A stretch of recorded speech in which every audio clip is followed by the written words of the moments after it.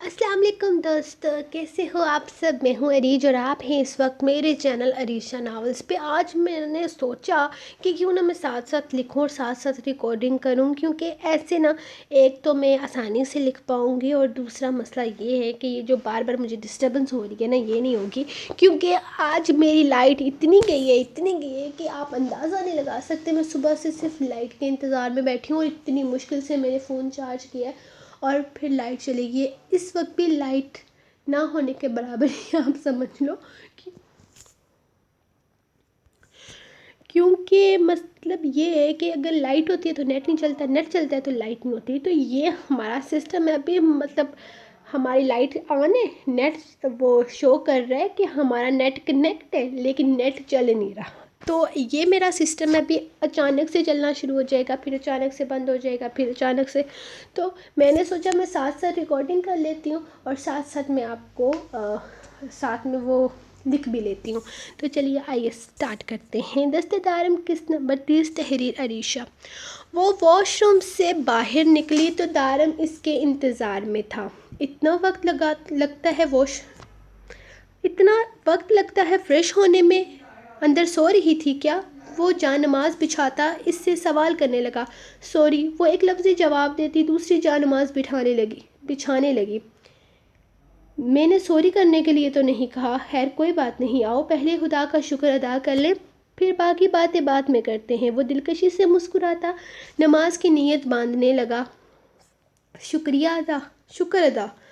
वो सवालिया अंदाज में से देखने लगी। इसने इतना प्यारा शोहर दिया है तुम्हें, क्या तुम इसका शुक्रिया अदा नहीं करना चाहोगी?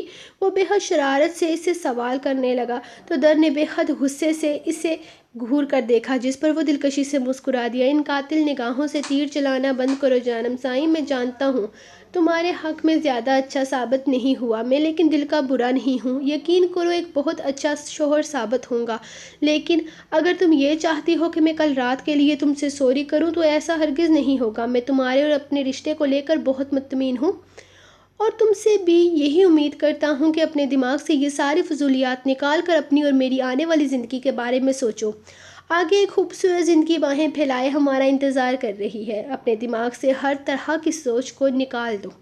मैं तुम्हारी सोच को गलत नहीं कहता, तुम मुझे जानती नहीं हो, मेरी नेचर को नहीं समझ सकती, इसीलिए शायद तुमने कल रात वो सब कुछ बोल दिया होगा। लेकिन तुम्हारा लहजा, तुम्हारे अल्फाज, तुम्हारा अंदाज़ गलत था, जिसकी सज़ा आपने मुझे मेरे साथ ये सब कुछ करके दी है। वो इसकी बात काटते हुए बोली और साथ ही निगाहें झुका गई, क्योंकि कल रात जो कुछ भी हुआ था इसमें कुछ न कुछ अमल दखल इसका भी था।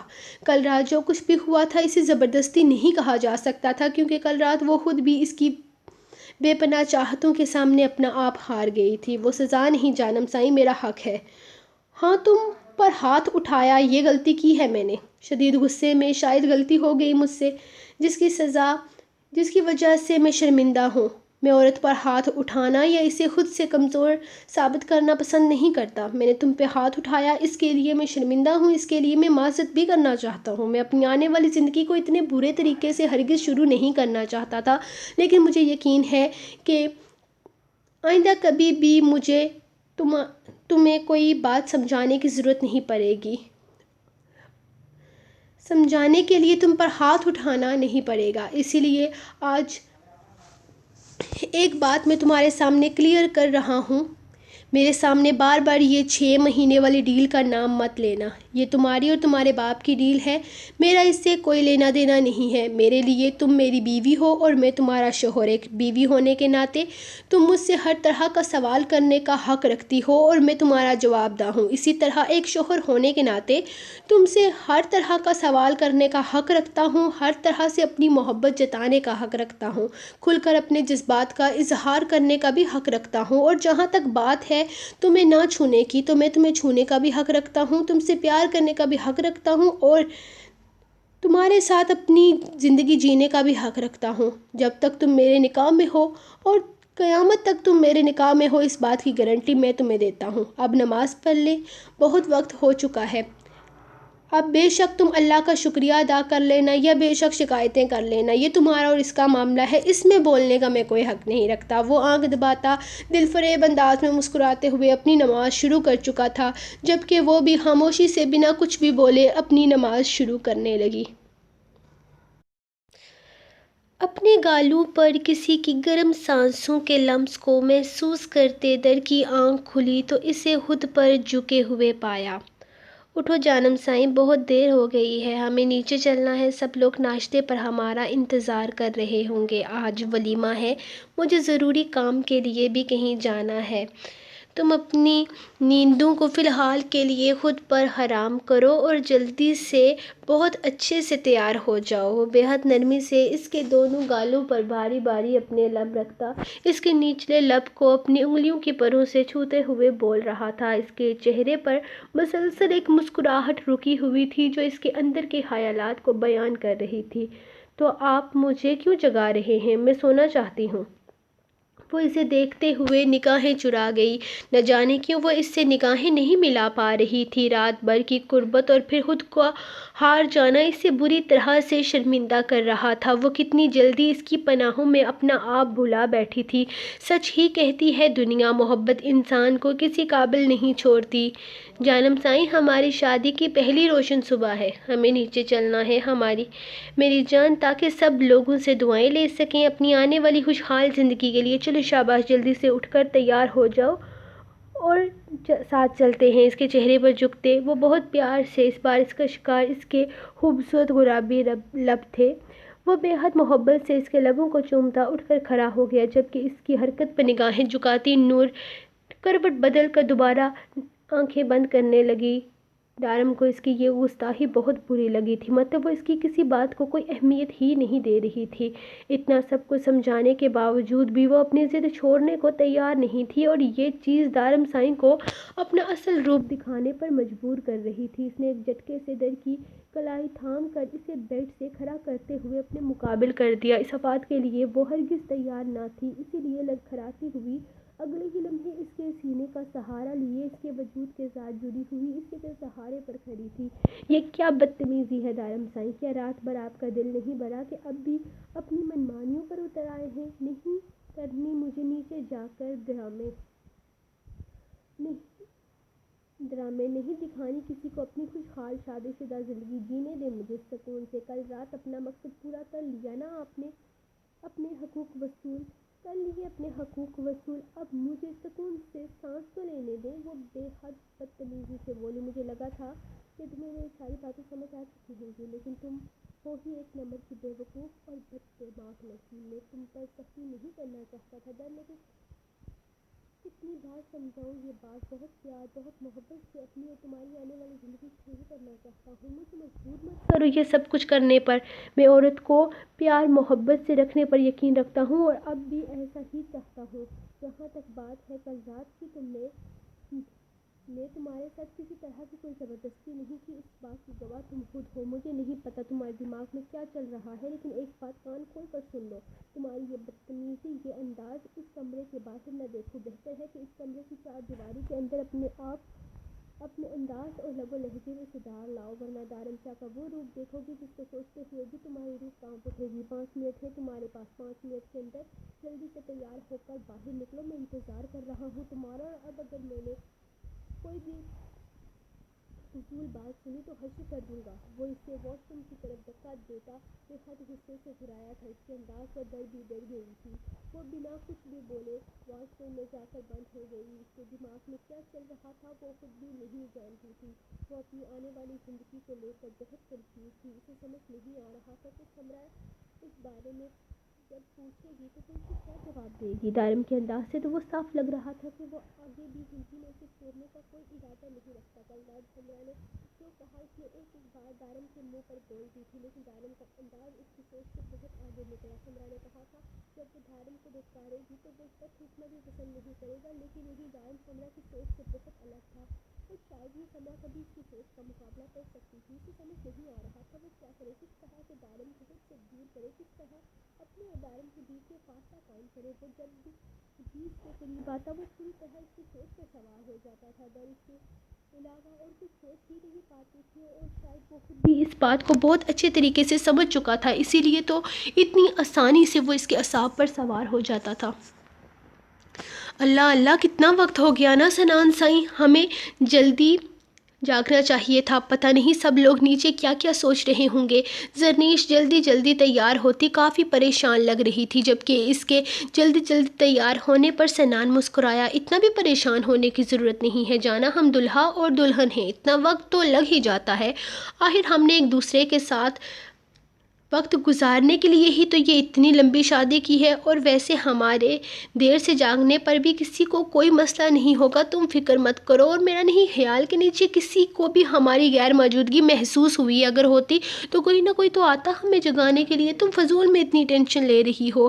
وہ اس کے قریب آتے ہوئے نرمی سے اسے اپنی باہوں کے گھیرے میں قید کرتا، اس کے بھیگے بالوں کو گردن سے پیچھے کرتے ہوئے بے اختیار اس کی گردن کو اپنے لبوں سے چھونے لگا۔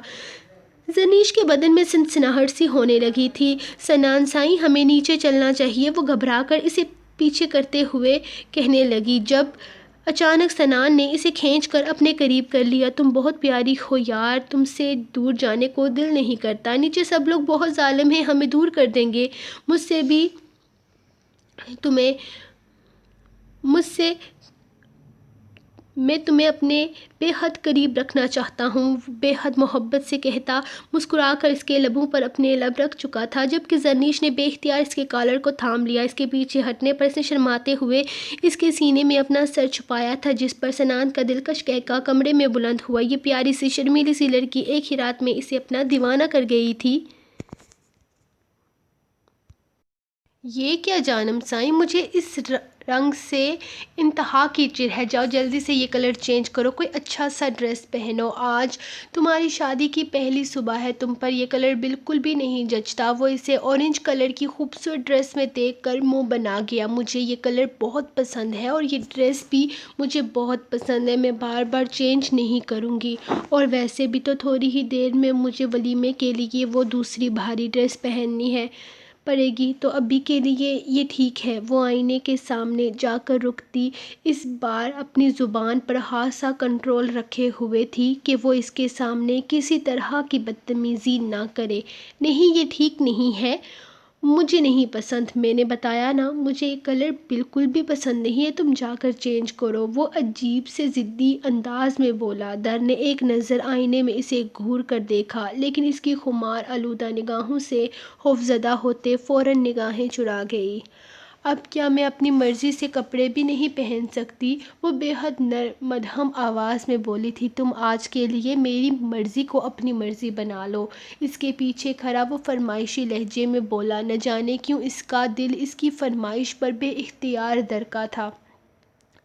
اس بار در نے آئینے میں دیکھنے کی غلطی نہ کی تھی، اور بنا کچھ بھی بولے الماری کی جانب بڑھ گئی، جس پر دارم شاہ کے لبوں پر دل فریب مسکراہٹ کھل اٹھی تھی۔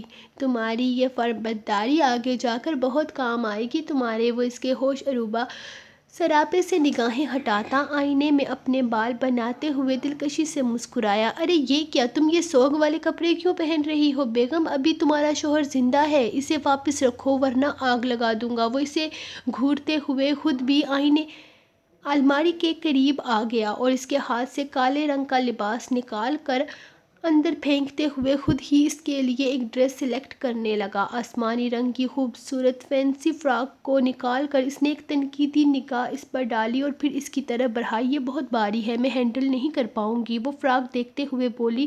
تو دارم نے ایک نظر پھر سے فراک کو دیکھا، جو اس کی نگاہوں میں بہت اچھی لگ رہی تھی۔ نہیں، تم اسے ہینڈل کر پاؤ گی، کوئی مسئلہ نہیں ہوگا، پہن لو، اور کون سا تم نے سارا دن پہننا ہے، ابھی تھوڑی ہی دیر میں تم ویسے بھی ولیمے کی ڈریس پہننے والی ہو، تب تک کے لیے یہ تم پر بہت جچے گی، اور ویسے بھی یہ میری فرمائش ہے، شوہر کی فرمائش کو ٹالنا گناہ ہے، اور مجھے پتہ ہے تم میرا دل بالکل نہیں دکھاؤ گی۔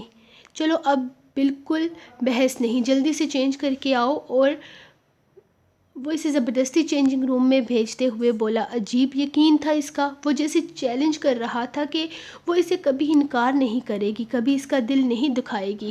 لیکن نہیں، نور کو انکار کرنا تھا، اسے کیسے بھی اس پر یہ بات ظاہر کرنی تھی کہ اس کی کوئی بات اس کے لیے کوئی معنی نہیں رکھتی، لیکن کیسے؟ یہ سب کچھ تو اس کے لیے بہت مشکل ہوتا جا رہا تھا۔ دارمسائن کا یقین اسے بہت مشکل میں ڈال رہا تھا، اور وہ یہ بات جانتی تھی کہ سب کچھ صرف کل رات کی بے اختیاری کی وجہ سے ہو رہا ہے۔